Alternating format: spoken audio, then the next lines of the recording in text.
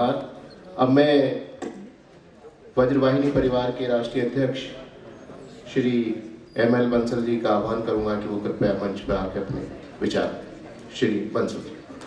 दीनदयाल जी को बचपन गुजरे हो भी जगह भगवान मन जन्म दियो, और उसके बाद में मैं भगवान को और एक बहुत बड़ा धन्यवाद देता हूँ कि जिस छात्रावास के कमरे में दीनदयाल जी रह के अपनी पढ़ाई की, वो छात्रावास का कमरा मेरे को नसीब हुआ, और मैं इसको अपने आप को इतना बड़ा भाग्यवान मानता हूँ और प्रभु की इतनी बड़ी मेरे पे कृपा मानता हूँ कि और गांव में पूछ की चारपाई होती थी, गांव में गरीबी थी, पिताजी उनसे हल चलाते थे, तो हमने आके देखा कि ये क्या एक इतने काले आदमी बैठे हैं, तो वो हंस के कहने लगे कि भाई तू एक आदमी से मिल के आए हो। मैं कहा जी किससे मिले आया?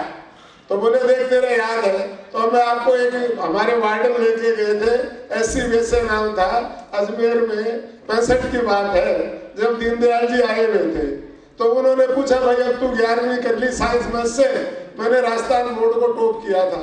बोले भाई आगे क्या करोगे आप आगे? तो मैं कहा जी मैं बीट से BE करूंगा और फिर IIM से MBA करूंगा। तो उन्होंने एक बड़ी जोरदार बात कही जो आज तक मैं जीवन में याद रखता हूँ। उन्होंने कहा भाई ठीक है, तो वो भगवान राम में थी। मैं बड़ा चौंका, मैंने कहा भाई ये क्या बात है, मैनेजमेंट स्किल, प्रबंधन कौशल, और वो भी भगवान राम में? बोला हाँ। बोले तो बोला आपको पता है मैनेजमेंट के सूत्र क्या है? मैंने कहा जी पता नहीं।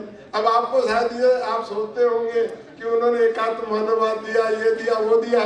मैं कहता हूँ कि वो इतने ज्यादा मैनेजमेंट के गुरु थे, मैनेजमेंट के सूत्र दिए। उन्होंने कहा कि भाई रामचरितमानस में हमारे 4 बातें लिखी, और वो भगवान जी राम ने अपने जीवन के कार्य से परिलक्षित किया। जैसे उन्होंने कहा भाई नंबर 1 है कि तुम अपना लक्ष्य निर्धारण कर। लक्ष्य निर्धारण करने के बाद में उस लक्ष्य के प्राप्ति के लिए योजना बना दो, और योजना बनाने के बाद में उस योजना के हिसाब से और बढ़िया मेन पावर में आप सिलेक्ट कर लो, और मेन पावर सेलेक्ट करने के बाद में उनके साथ में आपका संवाद अच्छा रहे, और जब आपका लक्ष्य पूरा हो जाए तो उनको आप जो है उन जो आदमी आपके साथ जुड़े थे उन सबके जो है उचित उनको पुरस्कार दो, उनकी सराहना करो। और बोला भगवान राम के जीवन में तुम देख लो कि उन्होंने एक लक्ष्य बनाया था।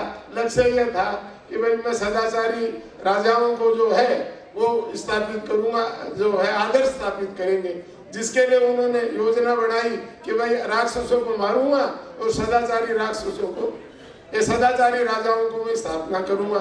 उसके बाद में उन्होंने अच्छे हनुमान जी, सुग्रीव इनको चूज किया, भविष्य इनको चूज किया और इनको राजा बना दिया।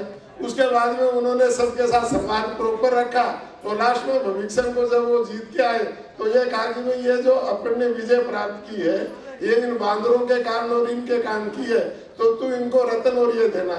तो मैं तो ये कहता हूँ कि इन सब के साथ साथ, क्योंकि मैंने तो पिलानी से इंजीनियरिंग की और उसके बाद में मैंने IIM से MBA करने की जरूरत नहीं समझी, और आज मैं अपने देश के अंदर यूनिक जो कार्य था, सबसे पहले स्ट्रक्चरल विलेजिंग का कार्य मैंने स्टार्ट किया था। तो मैं तो ये मानता हूँ कि दीनदयाल जी से बड़ा मैनेजमेंट गुरु जो है वो शायद विश्व में नहीं।